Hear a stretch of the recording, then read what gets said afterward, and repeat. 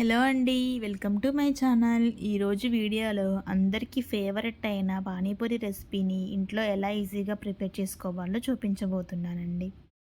ఈ మొత్తం పానీపూరి రెసిపీలో ఈ పూరీలను చేసుకోవడమే కష్టమండి. మిగతాదంతా సింపుల్గా చేసుకోవచ్చు. సో కొంతమందికి పూరీలు చేసుకునేటప్పుడు ఇవి పొంగక, ఒకవేళ పొంగినా కూడా మెత్తగా అయిపోతుంటాయి కదా. ఇలా ఏమీ కాకుండా చిన్న చిన్న టిప్స్ని ఉపయోగించుకొని ఈ పూరీలను ఈజీగా చేసుకోవచ్చు. సో ఈ వీడియోలో చూపించిన విధంగా సేమ్ మీరు కూడా ట్రై చేశారంటే బయట దొరికే పానీపూరి టేస్ట్తో మనం ఇంట్లోనే హెల్తీగా ప్రిపేర్ చేసుకోవచ్చు. ఇంకెందుకు ఆలస్యం, ఈ టేస్టీ పానీపూరి రెసిపీ చూసేద్దాం రండి. ముందుగా మనం పూరీలను ప్రిపేర్ చేసుకుందాం. దీనికోసం 1 కప్పు వరకు బొంబాయి రవ్వ, 2 టేబుల్ స్పూన్ల వరకు గోధుమ పిండి అయినా లేకపోతే మైదా పిండినైనా తీసుకోవచ్చు. 1 స్పూన్ వరకు ఉప్పు, 1/2 స్పూన్ వరకు వంట సోడాను కూడా వేసుకోండి. ఇవన్నీ వేసేసాక ఒకసారి బాగా మిక్స్ చేసుకోండి. మిక్స్ చేసుకున్న తర్వాత దీనిలో కొద్ది కొద్దిగా వాటర్ వేసుకుంటూ ఈ పిండిని కలుపుకోవాలి. వాటర్ అనేది చూసుకుంటూ కొద్ది కొద్దిగా వేసుకుంటూ మరీ మెత్తగా కాకుండా మరీ గట్టిగా కాకుండా పిండి అనేది కొంచెం సాఫ్ట్గా ఉంటే సరిపోతుంది. ఈ పిండిని సరిగా కలిపితేనే మనకు పూరీలు అనేవి పర్ఫెక్ట్గా వస్తాయండి. ఈ వీడియోలో చూపించిన విధంగా ఈ కన్సిస్టెన్సీ వస్తే సరిపోతుందండి. ఇప్పుడు ఈ పిండినంతా ఒక ముద్దలాగా చేసుకొని అదే బౌల్లో ఉంచేసి దీని మీద ఒక తడి క్లాత్ని కప్పేసి ఉంచాలి. తడి క్లాత్ని కప్పిన తర్వాత మినిమం అరగంట వరకు పక్కన పెట్టేయాలండి. తడి క్లాత్ లేకుండా అస్సలు పక్కన పెట్టకూడదు, ఎందుకంటే ఇది గట్టిగా అయిపోతుంది. ఇప్పుడు పానీపూరికి కావాల్సిన మసాలాని ప్రిపేర్ చేసుకుందాం. దీనికోసం స్టవ్ మీద ఒక బౌల్ని పెట్టుకొని 2 గ్లాసుల వరకు వాటర్ని వేసుకోవాలి. తర్వాత ఇందులో మనం ముందుగా నానబెట్టుకున్న కాబూలి శనగలను వేసుకోవాలి. మీరు మామూలు శనగలైనా వేసుకోవచ్చు. తర్వాత సన్నగా కట్ చేసుకున్న ఆలుగడ్డ ముక్కలను, 1 స్పూన్ వరకు ఉప్పును వేసుకొని ఇవన్నీ బాగా మెత్తగా అయ్యేంత వరకు ఉడికించుకోవాలండి. ఈ శనగలు మరియు ఆలుగడ్డలు బాగా మెత్తగా ఉడకాలండి. ఉడకాయా లేదా అని ఇలా కత్తితో ఘాట్లు పెట్టుకొని టెస్ట్ చేసుకోవాలి. ఇలా వెంటనే కట్ అయితే ఇవి బాగా కుక్ అయినట్టు అనమాట. ఇప్పుడు స్టవ్ ఆఫ్ చేసేసి దీనిని ఒక బౌల్లోకి తీసుకొని పక్కన పెట్టేసుకొని చల్లారనివ్వండి. ఇవి పూర్తిగా చల్లారిన తర్వాత మీ ఇంట్లో పప్పు గుత్తి ఉంటే దాంతో మ్యాష్ చేసుకోండి. లేకపోతే ఇలా మ్యాషర్తో మెత్తగా అయ్యేంత వరకు బాగా మ్యాష్ చేసుకోవాలి.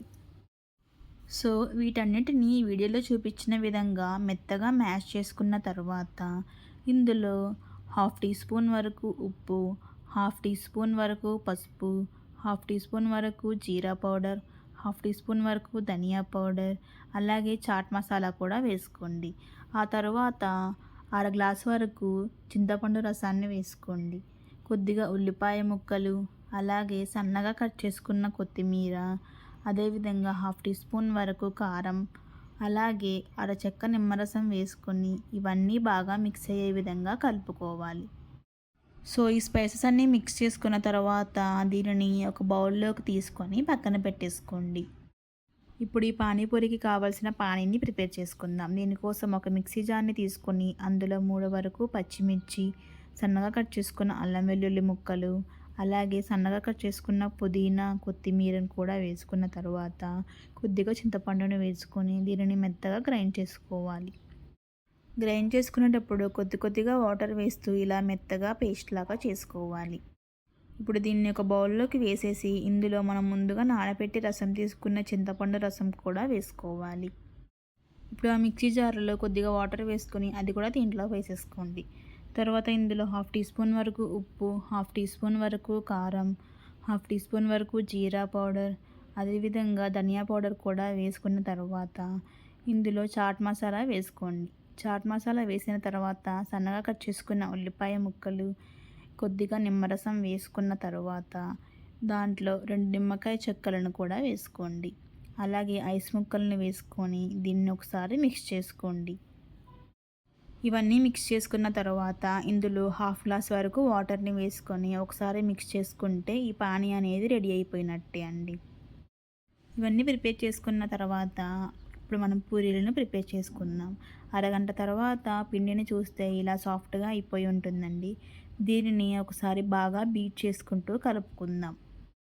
ఇలా బీట్ చేసుకుంటూ కలుపుకున్న తర్వాత ఈ పిండినంతటిని ఒక ముద్దలాగా చేసుకొని 3 సమాన భాగాలుగా చేసుకోండి. ఇప్పుడు ఒక్కొక్క ముద్దని తీసుకొని మనం చపాతీలు ఎలా రుద్దుకుంటామో అలాగే కొద్ది కొద్దిగా పిండిని చల్లుకుంటూ మరీ సన్నగా కాకుండా మరీ మందంగా కాకుండా మీడియం సైజులో ఉండే విధంగా రుద్దుకోవాలండి.